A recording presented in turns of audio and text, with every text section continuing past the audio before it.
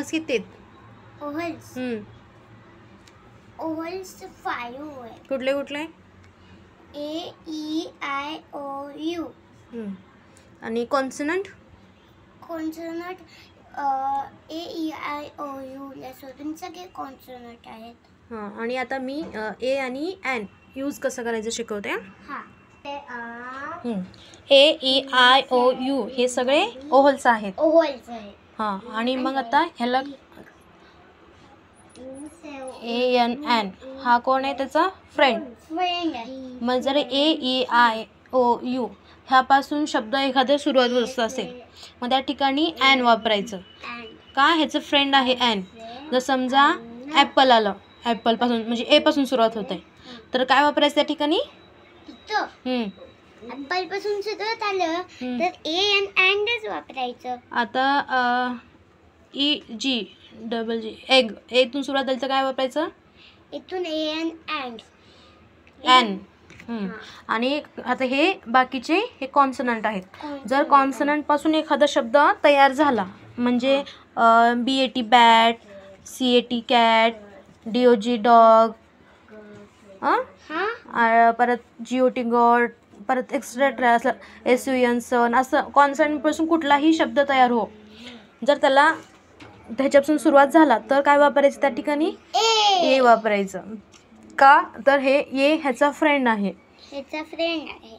आता हे फॅन आलं इथून काय वापरायचं? ए. हां, आणि वॉल आलं W फॉर वॉल तर काय वापरायचं? ए. काईट आलं ए वापरायचं. का? तर हा त्याचा फ्रेंड आहे. तर हे कुठलंही वर्ड्स येऊ त्या ठिकाणी आपण ए यूज करायचं. आणि ओव्हल्समधलं जर एखादा वर्ड आला तर त्या ठिकाणी एन वापरायचं. आन्सर सांग. आता काय येणार इथं? B-A-T बॅट आहे. मग हे काय आहे? हे कॉन्सोनंट आहे. मग ह्या ठिकाणी ए. आता हे एग. इथं हे ओव्हल पासून सुरुवात झालं ना, म्हणून इथं येणार एन. आता हे ऑरेंज. हे ऑरेंज. ऑरेंजला एनच वापरायचं. कसं काय एन वापरायचं? कारण की ते त्याचा फ्रेंड आहे. ओव्हल्स पासून सुरुवात झाली. ओव्हल्स पासून सुरुवात झाली म्हणून एन. आता हे ॲपल आहे. मग काय येणार? ॲपल. तिथं एन येणार कारण की ते ओव्हल मध्ये आहे. आता हे कॅट. कॅट तर नाही ओव्हल मध्ये, ते कॉन्सोनंट आहे म्हणून तिथे ए वापरायचं. ए. आता हे बॅट आहे. बॅट एच वापरायचं तिथं. कसं काय ए वापरायचं? कारण की ते कॉन्सोनंट मध्ये आहे. काय कॉन्सोनंट मध्ये आहे?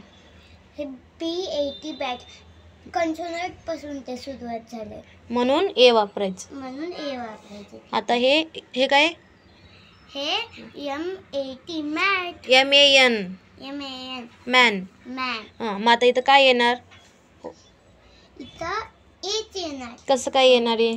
कारण की ते कॉन्सोनंट पासून आहे म्हणून तिथं ए येणार. कारण की हे एम आहे. एम तर ओव्हल मध्ये नसतं. Okay, good girl.